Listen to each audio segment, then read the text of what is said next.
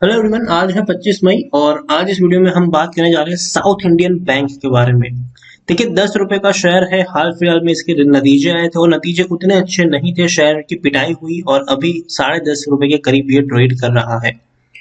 Video में हम बातचीत करेंगे कि साउथ इंडियन बैंक जो कि 10.5 रुपए के आसपास ट्रेड कर रहा है, इसका शेयर क्या खरीदने का मौका है कि नहीं? क्या ये शेयर वाकई में सस्ता है जहां पर बाइंग की जा सके, या दोबारा से ये शेयर हमें वापस नीचे की तरफ ही जाता हुआ नजर आएगा? तो उन सारी चीजों के बारे में हम यहाँ पर बातचीत करेंगे, लेकिन उससे पहले अगर आपने अभी तक चैनल को सब्सक्राइब नहीं किया है तो प्लीज अभी इसे सब्सक्राइब कर लीजिए, क्योंकि आगे भी बहुत सारे वीडियोस हैं जो आपको काफी ज्यादा हेल्प करेंगे। उसके साथ साथ अगर आपने अभी तक मेरी टेलीग्राम चैनल को ज्वाइन नहीं किया है तो उसको भी ज्वाइन करना मत भूलिएगा, लिंक आपको डिस्क्रिप्शन में मिल जाएगा। तो साउथ इंडियन बैंक 10.5 रुपए के आसपास ट्रेड कर रहा है। एक महीने में अगर हम देखें तो 35% का ग्रोथ जरूर देखने को मिला है। 11.5 रुपए के करीब पहुंचा है, लेकिन अब डाउनग्रेड की शुरुआत हो चुकी है। पिछले लगातार 3 दिनों से ये नीचे की तरफ जा रहा है।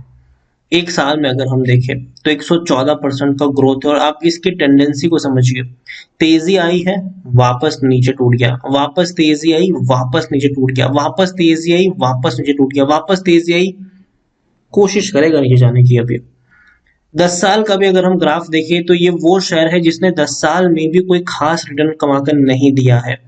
चलो अगर मान ले कि 48% की गिरावट है, लेकिन अगर और ज्यादा भी होती, लेकिन फिर भी प्राइस रेंज आप देखिए, 5 रुपए का लो है और 34 रुपए का हाई है। आप समझिए, शेयर में ज्यादा जोश है ही नहीं। बहुत ही कम तेजी आती है और बहुत ही कम गिरावट आती है। कह सकते हैं कि एक ही प्राइस रेंज के आसपास ये घूमता रहता है।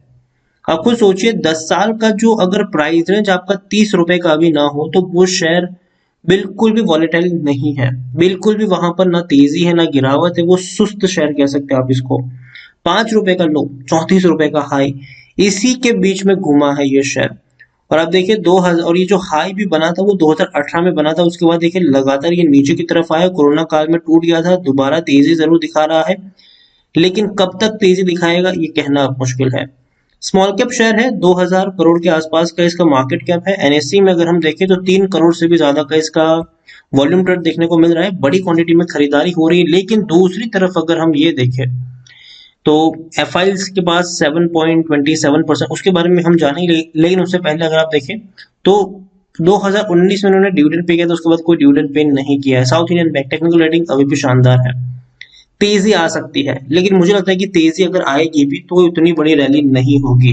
जितनी तेजी आएगी दोबारा उतनी आपको प्रॉफिट बुकिंग भी यहाँ पर देखने को मिल जाएगी। According to Moneycontrol user देखिए, 46% लोग कह रहे हैं कि बेच के निकल लो, 52% लोग ही आपको खरीदने की सलाह यहाँ पर दे रहे हैं।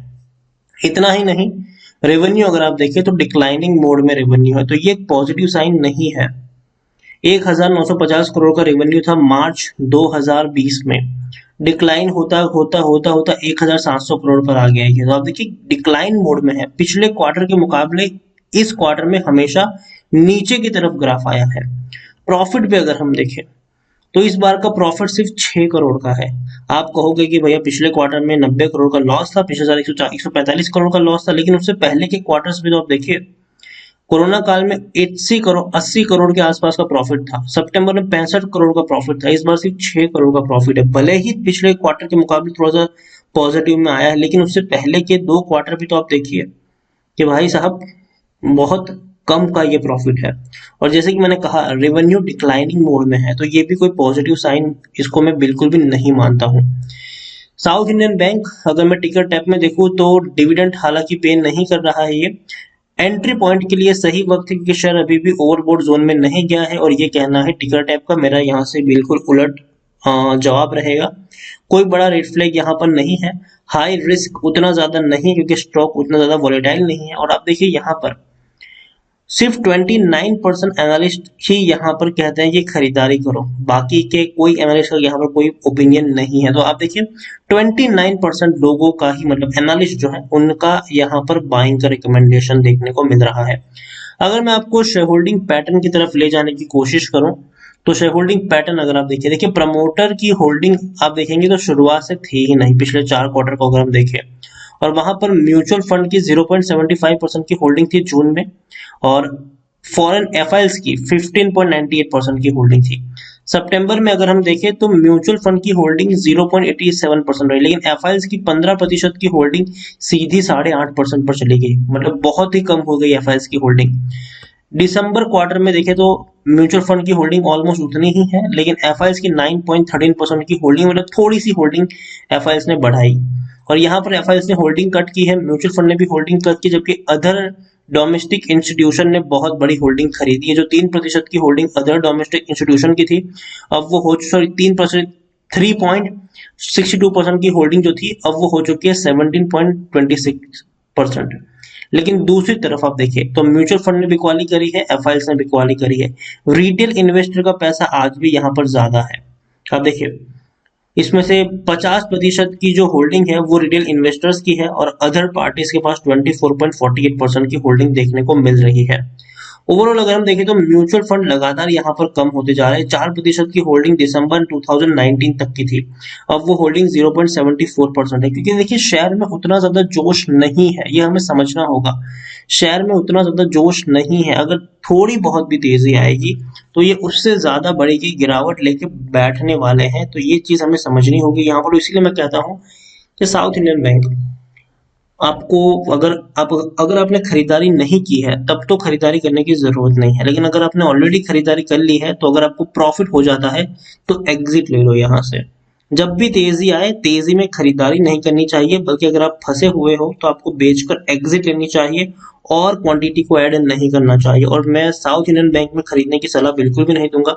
मेरे हिसाब से अगर आप चाहें तो और भी अच्छे छोटे बैंक से जहां पर आप बाइंग कर सकते हैं, जैसे कि आईडीएफसी फर्स्ट बैंक हो गया, फेडरल बैंक भी हो गया, उनका ट्रेंड जो है वो पॉजिटिव भी लग रहा है। जबकि साउथ इंडियन बैंक मुझे नहीं लगता कि बहुत बड़ा मूवमेंट ये शेयर दिखा सकता है। तो मेरी तरफ से साउथ इंडियन बैंक छोटा शेयर जरूर है, लेकिन अभी और छोटा हो सकता है फ्यूचर में, तो अवॉइड करें। हाँ देखिए कभी कभी तेजी आती है, देखिए ऐसा नहीं कि तेजी नहीं आएगी, कभी कभी तेजी आ जाती है, ठीक है, लेकिन वापस ही गिरावट भी आपको दे ही देगा उतनी। तो मैं कहूंगा कि भैया ऊपर के लेवल पर तो कभी भी बाइंग यहाँ पर नहीं करनी चाहिए, और नीचे के लेवल पर मुझे लगता है कि शेयर आने वाले वक्त में 7 रुपए तक भी जा सकता है, लेकिन फिर भी मैं 7 रुपए पर भी खरीदने की सलाह नहीं दूंगा। बेटर यही है कि इस शेयर को अवॉइड किया जाए। और भी अच्छे बैंकिंग शेयर है जहां पर आप अपना पैसा लगा सकते हैं, और वो शेयर अच्छे खासे ग्रो करते हुए भी नजर आएंगे, और वो ऐसे बैंकिंग शेयर जो आपको अच्छा डिविडेंड भी पे करेंगे। उसके अलावा आपको शेयर में ग्रोथ भी देखने को मिलेगा। साउथ इंडियन बैंक एक ऐसा बैंक है जिसने 10 साल में सिर्फ 30 रुपए से भी कम का प्राइस रेंज देखा है। तो ये तो भाई साहब मुझे नहीं लगता कि कोई बड़ा चमत्कार करेगा आने वाले दिनों में, तो अवॉइड करने की सलाह होगी। वीडियो को यहीं पे एंड करूंगा, पसंद आया हो तो लाइक करो, शेयर करें। चैनल पर अगर आप पहली बार आए तो प्लीज सब्सक्राइब करो। साउथ इंडियन बैंक के बारे में आप क्या सोचते हैं वो भी आप मुझे कमेंट में लिखकर बता सकते हैं। Thank you.